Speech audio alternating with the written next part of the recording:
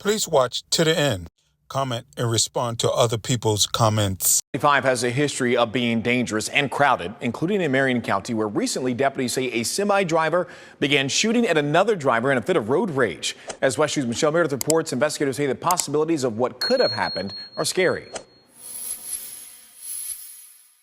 This is video of a truck driver shooting at another truck driver while they're driving down the interstate. It happened on I-75.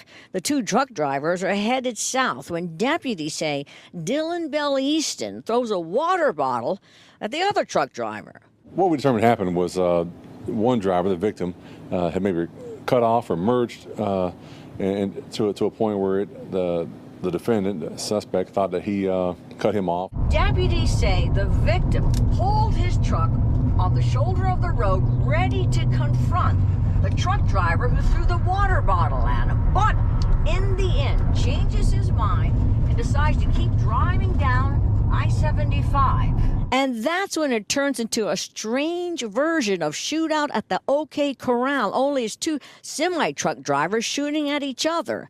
From a camera inside his own cab, deputies could see Belleastin pull out a gun, fire at the second truck driver, narrowly missing, but blows out the passenger window and hits the driver's window. Yes, windshield, the glass, very close to the driver.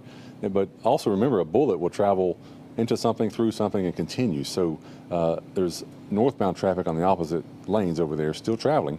And where these bullets were going and where they were ending, fortunately, did not hit another driver, did not hit this driver, because as you can imagine, a driver suffering from a gunshot wound in a semi, that's not going to end well for anybody out there on the highways. Then at some point, the truck driver who's getting shot at pulls out his gun, starts shooting at Belleastin. But when the scene ends, no one is hurt.